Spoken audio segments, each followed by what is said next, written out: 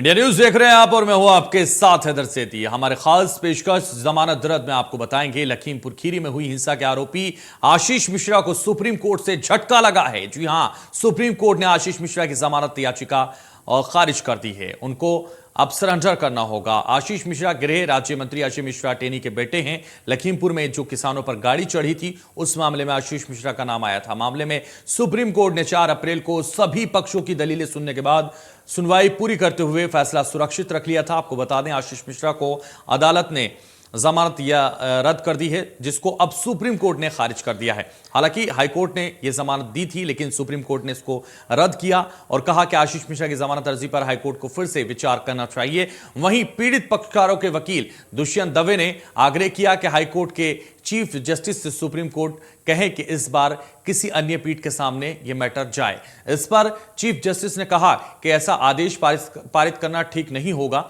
हमें यकीन है कि वही जज दोबारा इस मामले को सुनना भी नहीं चाहेंगे। तो सुप्रीम कोर्ट ने रद्द की जमानत और उसके बाद अब सियासी गलियारों में भी इसको लेकर हलचल है और 1 हफ्ते में सरेंडर करने का आदेश भी सुप्रीम कोर्ट की तरफ से दिया गया है। तो आशीष मिश्रा को यह बड़ा झटका लगा है। फरवरी में इलाहाबाद हाईकोर्ट ने जिस तरीके से आशीष मिश्रा की जमानत दे दी थी, लेकिन अब सुप्रीम कोर्ट ने इस याचिका को सुनते हुए इस पर रोक लगा दी, यानी अब रद्द कर दिया गया है, जमानत को ही रद्द कर दिया गया है। तो 1 हफ्ते में सरेंडर करने का आदेश भी दिया गया। आशीष मिश्रा को यह बड़ा झटका लगा है। जमानत रद्द की गई है आशीष मिश्रा की सुप्रीम कोर्ट की तरफ से। आशीष मिश्रा को यह बड़ा झटका, बड़ी मुसीबतें उनकी नजर आ रही हैं। आज सुप्रीम कोर्ट ने एक अहम फैसला देते हुए एक हाई प्रोफाइल मैटर में बेल कैंसिल किया, जो कि हाई कोर्ट के गलत निर्णय के द्वारा जो बेल दिया गया था उस पर सुनवाई होते हुए आज सुप्रीम कोर्ट ने आशीष मिश्रा मुन्नू की बेल कैंसिल कर दी और उनको 1 सप्ताह के अंदर जो है कोर्ट में सरेंडर करने के लिए कह दिया है। उनकी जो बेल बॉन्ड भी सारे जो है वो कर दिए गए हैं और आने वाले दिन में जब वो सरेंडर करेंगे उसके बाद वो हाई कोर्ट में अपना बेल के लिए अप्लाई कर सकते हैं। देखिए, सुप्रीम कोर्ट में जो हम गए थे तो जो हाई कोर्ट में आशीष मिश्रा को ज़मानत मिली थी उसमें हमारी सुनवाई पूरी नहीं हो पाई थी। तो हमने उसके बाद रीहियरिंग की एप्लीकेशन दी थी हाई कोर्ट में, लेकिन उसको नहीं सुना गया था और आशीष मिश्रा को बेल दे दी गई थी। उसके बाद हम लोग सबने सुप्रीम कोर्ट का रुख किया था और सुप्रीम कोर्ट ने आज हमारी बातों को मानते हुए आशीष मिश्रा की बेल को कैंसिल कर रहा है और 1 हफ्ते का समय दिया आत्मसमर्पण करने के लिए। आशीष मिश्रा लखीमपुर वाले केस में माननीय सर्वोच्च न्यायालय ने फैसला देकर साफ संदेश देश को दे दिया है कि देश में संविधान और कानून का राज चलेगा। कानून के ऊपर कोई नहीं है, चाहे कोई व्यक्ति बना रहे। यहाँ सिर्फ न्याय की बात होगी और हर व्यक्ति को न्याय मिलेगा। तो आशीष मिश्रा की जमानत रद्द कर दी गई है सुप्रीम कोर्ट की तरफ से और हाई कोर्ट ने जो जरूरी सबूत थे वो नहीं देखे, ये कहा गया है और हाईकोर्ट इस मामले की दोबारा से सुनवाई करेगा। हाईकोर्ट ने न्याय क्षेत्र का अतिक्रमण किया है और हाईकोर्ट ने पीड़ित पक्ष का ध्यान नहीं रखा, यह भी सुप्रीम कोर्ट की तरफ से कहा गया है। तो किसानों का पक्ष कोर्ट में रखना बेहद जरूरी है, राकेश टिकैत की तरफ से कहा गया। हालांकि आपको बता रहे हैं, जिस तरह से जमानत रद्द की गई है, अब उसको लेकर अलग अलग तरह की बातें सामने आ रही हैं, लेकिन सुप्रीम कोर्ट ने यह साफ कहा कि जो उसमें मुख्य चीजें थी वो नहीं देखी गई और इसके बाद जल्दबाजी हाईकोर्ट ने की जमानत देने में। हालांकि अब सुप्रीम कोर्ट की तरफ से जमानत रद्द कर दी गई है और 1 हफ्ते का वक्त भी दिया गया है सरेंडर करने के लिए, यानी अब उनकी जो मुसीबतें हैं, मुश्किलें हैं, वो बढ़ गई हैं। सुप्रीम कोर्ट ने आशीष मिश्रा की जमानत रद्द कर दी है। जो उनकी जमानत थी उसको रद्द किया गया, कैंसिल किया गया है। इलाहाबाद हाईकोर्ट ने आशीष मिश्रा को जमानत दी थी, लेकिन अब उसको पलटा गया है, उस फैसले को पलटा गया है।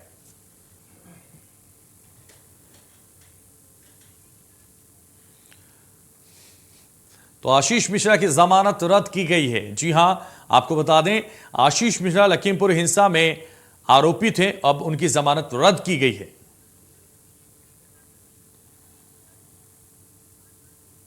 तो हमारी खास पेशकश में खास मेहमान हमारे साथ जुड़ रहे हैं, चंद्रेश कुमार जुड़ रहे हैं हमारे साथ, प्रवक्ता है कांग्रेस के।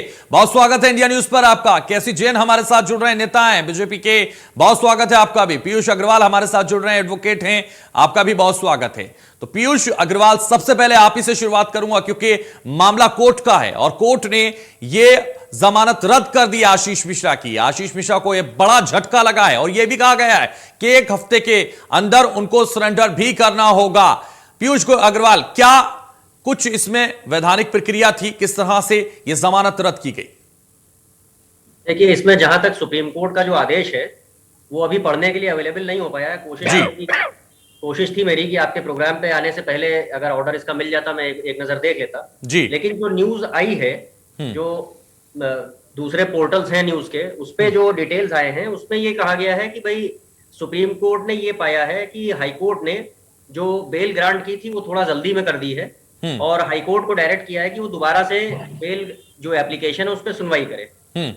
एक रिक्वेस्ट पिटिशनर के काउंसिल जो है उनकी तरफ से वहां पे सुप्रीम कोर्ट में की गई कि साहब जिस बेंच ने हेयरिंग की थी उसके अलावा कोई दूसरे जजेस अब दोबारा से उसकी सुनवाई करें। उस पर सुप्रीम कोर्ट ने कोई आदेश पारित नहीं किया और ये कह दिया है कि भाई वो जो माननीय उच्च न्यायालय है उनके माननीय चीफ जस्टिस महोदय उस चीज को देखेंगे और उस पर उचित जो भी उनको लगेगा उचित उस पर आदेश पारित करेंगे। हफ्ते भर के अंदर मिश्रा जी को यहाँ पे अभी सरेंडर करना है और वो ऑर्डर सेटिसाइड हो गया ये कहते हुए कि साहब हाईकोर्ट ने थोड़ा सा जल्दबाजी में कर दिया है। इतना चीजें तो अभी जो न्यूज से पता लग रहा है वो पीयूष अग्रवाल, ये भी इसमें कहा गया जो ऑपरेटिव पार्ट था वो नहीं देखा गया और जल्दबाजी की गई है हाईकोर्ट की तरफ से जमानत देने में, उसको रद्द किया गया। हाँ, तो जल्दबाजी जो की गई है देखिए वो तो केस टू केस बेसिस पे चलता है क्योंकि इसमें बेल के मामलों में कोई सेट टाइमलाइन नहीं की गई है, चाहे सुप्रीम कोर्ट द्वारा चाहे किसी कानून के द्वारा कि साहब इतने दिनों के अंदर नहीं दी जा सकती है या इतने समय के अंदर ही दे दी जानी चाहिए। तो वो तो केस टू केस बेसिस पे कोर्ट्स अपना देखती हैं कि क्या सर्कमस्टेंसेस हैं, उस पे ग्रांट होती है। सुप्रीम कोर्ट का ओपिनियन है कि इस मामले में जल्दबाजी हुई है लेकिन फिर भी उन्होंने दोबारा हाई कोर्ट से कहा है कंसिडर करने के लिए, वो इन ड्यू कोर्स। लेकिन ये तय जरूर हो गया सुप्रीम कोर्ट के जमानत रद्द करने के बाद पीयूष अग्रवाल, ये तय जरूर हो गया कि न्याय के सामने किसी की नहीं चलती, चाहे वो कोई भी हो। न्यायालय में न्याय चलता है और वही आज नजर आया। हमारे साथ केसी जैन भी हैं, नेता है भारतीय जनता पार्टी के। केसी जैन, आपके पास आना चाहूंगा और आपकी भी प्रतिक्रिया इस पर चाहेंगे क्योंकि सुप्रीम कोर्ट ने यह दिखा दिया कि न्यायालय में सिर्फ न्यायिक होगा। क्या प्रतिक्रिया आपकी? देखिए अभी पीयूष जी ने कई सारी चीजें स्पष्ट की और चूंकि पेशे से मैं भी अधिवक्ता हूं और हाईकोर्ट प्रैक्टिशनर हूं मैं भी, तो देखिए ये न्यायालय से जुड़ा हुआ मामला है और आप देखिए इसके पहले भी इस तरीके के मामले हुए हैं। गायत्री प्रजापति की बेल हो जाती है और उसके बाद में यही हाई कोर्ट उस बेल को कैंसिल करता है। तो जो लोअर कोर्ट्स के आदेश है, सेशन कोर्ट्स के आदेश है, उनको हाई कोर्ट के आदेश को सुप्रीम कोर्ट, इस तरीके से देखा गया कई बार पुनर्विचार याचिका पड़ती है और ये जो पुनर्विचार याचिका पड़ी है उसके अनुसार इस दोबारा हेयरिंग की जो बात हुई है तो बिल्कुल 1 हफ्ते का हमें दिया गया है। और क्योंकि मैं भारतीय जनता पार्टी के प्रवक्ता होने के नाते देखिए पूरी न्यायिक प्रक्रिया का पालन किया गया और न्यायालय के आदेश के बाद में ही उन्हें बेल मिली थी। अब कुछ अगर टेक्निकल कुछ चीजें हैं या पुनर्विचार याचिका के अंतर्गत वो सुप्रीम कोर्ट गए हैं कि चीजों को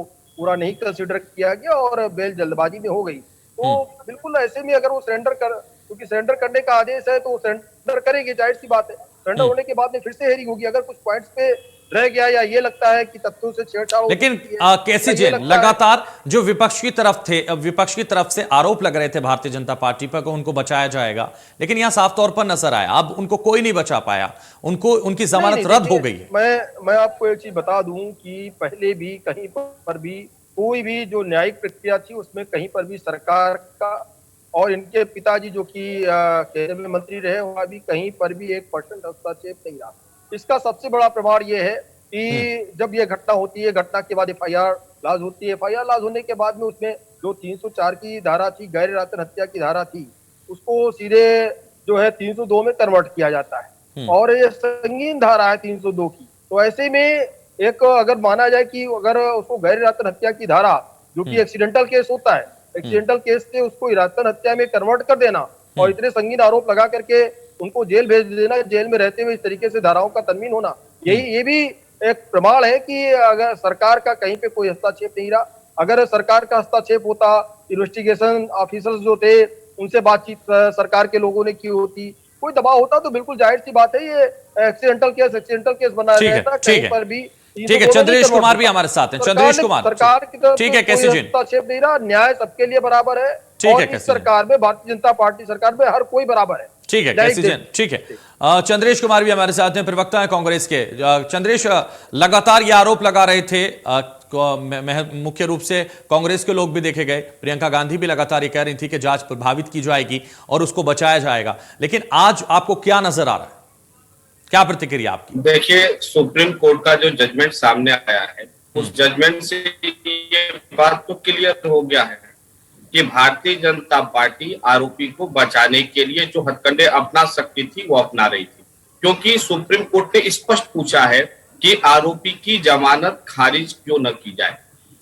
सीधे यूपी सरकार से सुप्रीम कोर्ट ने पूछा है। अब भाजपा के प्रवक्ता अपने आप में हाई कोर्ट बन जाए, सुप्रीम कोर्ट बन जाए, अपने आप में ये वकील बन जाए, जो समझ में आए वो बन जाए, इनको बनने के लिए स्वतंत्र है। लेकिन कांग्रेस पार्टी ने शुरू से आरोप लगाया कि किस प्रकार से केंद्रीय गृह राज्य मंत्री वहां पर पब्लिक मीटिंग में भड़काऊ भाषण देते रहे और अपने रिकॉर्ड के बारे में जनता से कह रहे हैं कि पता कर लो मेरा रिकॉर्ड क्या है। पत्रकार जब सवाल पूछता है, पत्रकार के साथ बदतमीजी करते हैं, उसका फोन छीनते हैं। जो इतना जिनके ऊपर संवेगात्मक नियंत्रण एक मंत्री होने के बाद नहीं कोई पत्रकार से बदतमीजी करते हैं, उसके बाद आपको उम्मीद उनसे है कि वो जांच को प्रभावित नहीं करेंगे। इन्होंने जो करना था वो किए, जितना बचाना था बचाए। मैं भारत की न्यायालय पे भरोसा है कि नहीं है? धन्यवाद देना, हाँ, चंद्रेश कुमार, न्यायालय पे भरोसा है कि नहीं आपको? देना चाहूंगा कि उन्होंने जनता की और जो भी दूसरा पक्ष था, पीड़ित पक्ष था, कैसी जैन आऊंगा, आपका रिएक्शन लूंगा, कैसी जैन आपका रिएक्शन लूंगा। और हमें पूरा विश्वास है न्यायालय पे भरोसा है ना, ठीक है, न्यायालय पर भरोसा रखिए, ठीक है, न्यायालय पर चंद्रेश कुमार भरोसा है। कैसी जैन, कैसी जैन सीधे तौर पर आरोप लगा रहे हैं भारतीय जनता पार्टी पर चंद्रेश कुमार और कह रहे हैं कि न्याय जांच को प्रभावित करने का काम किया गया। देखिए, ये जो जिस तरीके के काम ये लोग खुद करते रहे हैं, और आपको मैं बताऊं कि कांग्रेस के लोग अपने बड़े बड़े लोगों को जिस प्रकार से बचाते रहे, वो चाहे 84 के दंगे रहे हों या भोपाल गैस त्रासदी मामला रहा हो जिसमें एंडरसन को भगाने का काम श्री राजीव गांधी, स्वर्गीय श्री राजीव गांधी जी ने किया, यहाँ भगाने का काम, इसमें हजारों लोग गए थे और हजारों लोग बेघर हुए थे, उसमें घायल हुए थे। तो ये लोग जो काम करते रहे वही काम इनको दिखाई देता है कि भारतीय जनता पार्टी वही काम कर रही होगी। अरे, न्यायिक प्रक्रिया का कहाँ पे पालन नहीं किया गया? और ये छोटी बात है कि एफआईआर दर्ज होती है 304 में और फिर धारा तरवीर होती है 302 में हत्या के मामले में सीधे। ये छोटा मामला है क्या? छोटी बात है क्या? चंद्रेश कुमार जवाब दीजिए। चंद्रेश कुमार, 304 में धारा 304 में मामला दर्ज होता है, फिर धारा तब्दील की जाती है हत्या की धारा में, 302 धारा जो संगीन धारा है, क्यों आखिर आरोप लगा रहे हैं आप? ऐसा है कि कांग्रेस पार्टी शुरू से पीड़ित पक्ष के हक में अपनी आवाज बुलंद करती रही और पूरे प्रदेश स्तर पर लेकिन 304 में मुकदमा दर्ज होता है, 302 में उसे कन्वर्ट किया जाता है, तो धारा प्रभावित की गई, जबकि उसको संगीन धाराओं में तब्दील किया गया। ऐसा है, सुनिए, ऐसा है कि कानून इसको किस रूप से देख रहे हैं? जवाब दीजिए ना इसका सर। सुन लीजिए, मैं वही तो जवाब चंद्रेश कुमार, 304 को 302 में दर्ज किया गया, आप कह रहे हैं जांच प्रभावित होती है, मुकदमा प्रभावित किया जाता है। कानूनी प्रक्रिया में एक शब्द होता है मंजीरिया। आपका दुराशय था कि नहीं था? जब यह पता चला कि दुराशय था और ये घटना जानबूझकर पीयूष अग्रवाल कुछ कहना चाह रहे हैं, ठीक है? कैसे नहीं? चंद्रेश कुमार रोकना चाहूंगा आपको, चंद्रेश कुमार रोकना चाहूंगा आपको, चंद्रेश कुमार पीयूष अग्रवाल कुछ कहना चाह रहे हैं, पीयूष अग्रवाल के पास आना चाहूंगा। चंद्रेश कुमार रोकना चाहूंगा आपको, चंद्रेश कुमार आपको रोकना चाहूंगा, और केसी जैन आपको भी रोकना चाहूंगा। पीयूष अग्रवाल कुछ कहना चाह रहे हैं, पीयूष अग्रवाल। देखिए, यहाँ जो कांग्रेस की तरफ से चंद्रेश जी बैठे हैं, इनकी जो आशंका है कि साहब राजनीतिक रूप से प्रभावित होगी, इनको मैं याद दिलाना चाहूंगा कि एक PIL सुप्रीम कोर्ट में फाइल हुई थी, जिसमें सुप्रीम कोर्ट ने इस मैटर की कॉग्निजेंस लेते हुए पंजाब और हरियाणा के भूतपूर्व न्यायाधीश जस्टिस राकेश कुमार जैन जी को यहाँ पे इन्वेस्टिगेशन की मॉनिटरिंग के लिए अपॉइंट किया हुआ है जी। तो अगर कांग्रेस की तरफ से कोई कंप्लेंट है तो वो he can definitely approach the retired honourable justice कि साहब ये इस तरह से यहाँ प्रभावित हो रही है और आप अपने स्तर से यहाँ सुप्रीम कोर्ट को रिपोर्ट कीजिए। इस तरह की मेरे संज्ञान में तो कोई है नहीं कि कांग्रेस ने कोई भी इस तरह की चिट्ठी या एप्लीकेशन माननीय रिटायर्ड न्यायाधीश महोदय के समक्ष लगाई हो। बताइए चंद्रेश कुमार, सिर्फ और सिर्फ आप राजनीतिक- दावे करते हैं कि पीड़ित पक्ष के साथ हैं, खड़े हो जाते हैं, राजनीति करने चली पीयूष जाती जी हैं को- प्रियंका गांधी। कहां पीयूष आपने जी रिपोर्ट को- किया, बताइए। पीयूष जी को ये जानकारी होना चाहिए कि इस घटना के बाद कांग्रेस पार्टी ने उस स्थान पर जाकर और लगातार इस मामले की स्थान पर न्यायिक जाकर जांच के राजनीति लिए- जरूर की सुनिए, है, लेकिन ये बताइए ना नहीं, कि नहीं, कहां राजनीति रिपोर्ट नहीं किया आपने? है। आज कांग्रेस की राजनीति चंद्रेश कुमार, कहां रिपोर्ट किया आपने, ये बताइए। कोर्ट का डंडा मेरी राजनीतिक यूपी सरकार टिप्पणी के नहीं है। पीठ पर आप पड़ रहा है। राजनीति कीजिए, आप राजनीति ये कांग्रेस की गई है सरकार बस। कांग्रेस पार्टी की राजनीति की देन है। चंद्रेश यूपी कुमार, सरकार के चंद्रेश पीठ कुमार, जो पर पीयूष यूपी अग्रवाल ने सरकार मुद्दा डंडा उठाया पड़ रहा वो है। सीधे तौर पर उसका जवाब दीजिए। पीयूष अग्रवाल ने जो बात कही उसका जवाब इस दीजिए मामले चंद्रेश कुमार, की सीधे तौर पर न्यायिक कहां जांच- रिपोर्ट किया? इस मामले की किसको न्यायिक रिपोर्ट किया जांच आपने? की मांग कांग्रेस पार्टी शुरू से करती रही है। सीधे तौर पर और राजनीति माननीय करने सर्वोच्च पहुंच जाते हैं। न्यायालय का जो कदम है, जो यूपी सरकार के पीठ पर डंडा मारने का काम माननीय सर्वोच्च न्यायालय ने किया है, उसके लिए सर्वोच्च न्यायालय को हम धन्यवाद देते हैं। सर्वोच्च और न्यायालय इसके हक की सर्वोच्च बात, न्यायालय में लोगों के कांग्रेस हुकूक ने की याचिका बात, नहीं लगाई। पीड़ित के पक्ष को न्याय दिलाने की सर्वोच्च बात। न्यायालय में ये कांग्रेस कैसी ने कांग्रेस कोई पक्ष नहीं पार्टी रखा। बातें कर रहे हैं कांग्रेस के साथी, ठीक है, अलूल जलूल बातें कर रहे हैं, हवा हवाई बातें कर रहे हैं। अरे सुप्रीम वहां कोर्ट ने पर उत्तर मुख्य प्रदेश अभियुक्त जो सरकार गवाह पर डंडा है, लगाया। मुख्य क्या गवाह बातें के कर रहे ऊपर हैं? जानलेवा हमला हुआ डंडा है। आपके ऊपर तो नहीं लगा दिया डंडा सुप्रीम कोर्ट ने? लखीमपुर खीरी कांग्रेस में के ऊपर तो मुख्य डंडा नहीं गवाह लगाया के सुप्रीम कोर्ट ऊपर ने। जानलेवा हमला सुप्रीम कोर्ट ने डंडा भारतीय लगा जनता दिया उत्तर पार्टी प्रदेश के सरकार। गुंडों के द्वारा अरे किया उत्तर गया है। प्रदेश सरकार, अब गुंडों उत्तर को प्रदेश अपने सरकार गृह ने बेल मंत्रालय थोड़ा दिया दी है। हुआ है, तो हम बेल क्या दिया कर है सकते हैं माननीय भाई? उच्च न्यायालय ने। गृह मंत्रालय चंद्रेश कुमार, आपसे चंद्रेश मांगा कुमार, हुआ अब शांत है। हो जाइए और सीधे तौर पर कैसी जैन सीधे तौर पर आरोप लगा रहे हैं चंद्रेश कुमार, और ये कह रहे हैं कि भारतीय जनता पार्टी की तरफ से, उनके लोगों की तरफ से ये गाड़ी चढ़ाई गई। देखिए, ये आरोप कुछ भी लगाए, क्योंकि विपक्ष में इनको अधिकार है और राजनीति करना इनका काम है। लेकिन माननीय उच्च न्यायालय और उच्चतम न्यायालय की जो प्रक्रिया है उस पर भरोसा रखें। हाँ, FIR दर्ज होने तक, चार्जशीट दाखिल करने तक जो IO होता है, इन्वेस्टिगेशन ऑफिसर होता है, उसके ऊपर आप शंका जाहिर कर सकते हैं। लेकिन उच्च न्यायालय ने अगर बेल दी है तो उस पर अगर आप टिप्पणी कर रहे हैं कि सरकार के ऊपर डंडा चल गया, तो यानी वो उच्च न्यायालय ने, जो उच्चतम न्यायालय भी बना किस लिए भाई? ठीक है, तो न्यायालय इसलिए पीयूष बनाया कि अग्रवाल, अगर मैं आपके उच्च पास न्यायालय आना से- चाहूंगा। पीयूष उच्च अग्रवाल, न्यायालय से अगर कहीं पे कोई दिक्कतें हैं, लगता है उच्च न्यायालय से आप संतुष्ट नहीं है, इसीलिए उच्चतम न्यायालय है।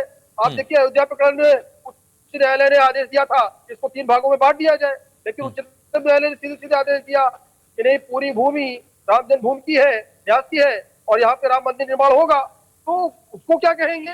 तो कुल मिला मामला के राम मंदिर पर लेकर चले प्रक्रिया गए, है, मामला कुछ वो और है, प्रक्रिया- मामला नहीं, राम मंदिर पर आपको चला मालूम गया। भी नहीं है। अरे अब आप ठीक है, मानो जैसी ठीक है, बात करिए। कैसी जैन, अभी एक कैसी मामला जैन, और मैं बता रहा कैसे हूं। जैन, अभी हम आशीष मिश्रा की, आशीष मिश्रा पर आ जाते हैं। कैसी जैन, कैसी जैन, कैसी जैन, हम आशीष मिश्रा पर आ जाते हैं। चंद्रेश कुमार, कैसी जैन, आपको रोकना चाहूंगा। चंद्रेश कुमार, कैसी जैन, आपको रोकना चाहूंगा। चंद्रेश कुमार, कैसी जैन, आपको रोकना चाहूंगा। कैसी जैन, कैसी जैन, चंद्रेश कुमार, आपको रोकना चाहूंगा। और पीयूष अग्रवाल के पास मैं आना चाहूंगा। पीयूष अग्रवाल से मैं जानना चाहूंगा। चंद्रेश कुमार और कैसी जैन, आपको रोकना चाहूंगा। पीयूष अग्रवाल, मैं आपके पास आना चाहूंगा। ये जो कहा गया कि जल्दबाजी में हाईकोर्ट ने जमानत दे दी, सुप्रीम कोर्ट की तरफ से कहा गया जी, और इसमें यह भी कहा गया कि जो इसका पार्ट था, जो ऑपरेटिव पार्ट था, वो एक बार फिर नहीं देखा गया हाई कोर्ट में, और इसी की वजह से सुप्रीम कोर्ट ने उस पार्ट को देखा और उसके बाद उनसे फिर कहा हाई कोर्ट से कि आप इसको देखें और एक बार फिर इस पर पुनर्विचार करें। तो क्या वो पार्ट था, कौन सा वो पार्ट रह गया था जो नहीं सुना गया या नहीं देखा गया हाई कोर्ट में? देखिए, चीज ये है ना कि चूंकि अभी उच्चतम न्यायालय का जो आदेश है वो अभी पढ़ने के लिए अवेलेबल नहीं हो पाया है, लेकिन फिर भी अब चूंकि कोर्ट ये कह रहा है, सुप्रीम कोर्ट की साहब इसमें जल्दबाजी की गई है और कुछ पोर्शंस नहीं देखे गए हैं, तो ये हो सकता है, इस चीज की संभावना हो कि कुछ ऐसे इस मामले के पहलू रहे हों जो कि माननीय उच्चतम न्यायालय के समक्ष रहे हैं। देखिए, चीज ये है कि जो जुडिशियल हायरार्की है उसमें हाई कोर्ट का आदेश सुप्रीम कोर्ट के सामने चैलेंज होता है और सुप्रीम कोर्ट उसको रिकंसिडर करता है। इसमें कहीं कोई दिक्कत वाली बात नहीं, कॉन्स्टिट्यूशनल स्कीम हमारी डेमोक्रेसी की यही है। तो वो सुप्रीम कोर्ट के सामने जो पक्ष रहे हैं उन्होंने डायरेक्शंस के साथ हाई कोर्ट को वापस भेजा है और उसको पुनर्विचार करने के लिए कहा है। उस पुनर्विचार करने के लिए अभी तक मेरी जानकारी में ऐसा कुछ नहीं है कि कोई समय सीमा तय की गई हो माननीय उच्चतम न्यायालय द्वारा। ठीक, साथ ही साथ बेल के मामलों में जो लॉ सेटल्ड है वो ये है कि bail is the rule and jail is the exception. कि बेल जो है वो जनरली ग्रांट होगी, जेल सिर्फ जो लेकिन एक्सेप्शनल मामले पीयूष गोयल, ये समय तो दिया गया है ना सरेंडर करने का 1 हफ्ते के अंदर।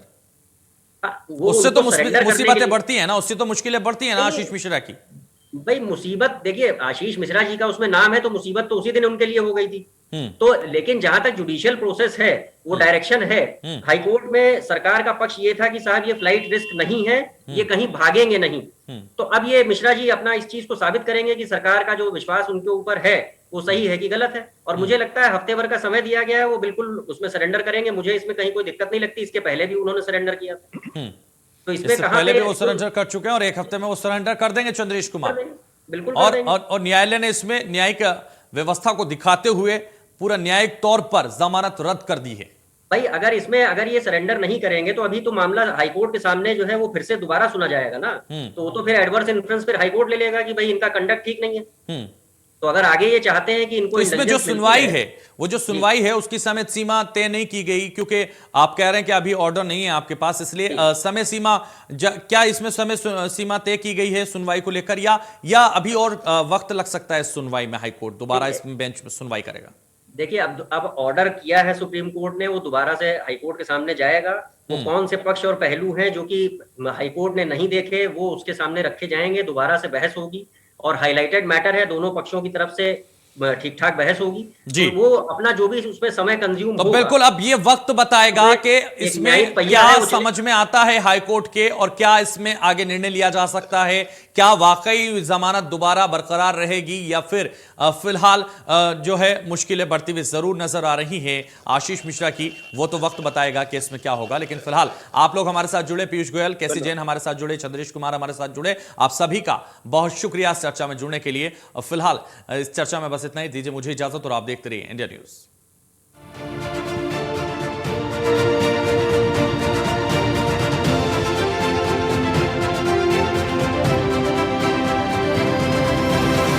अनिद्रा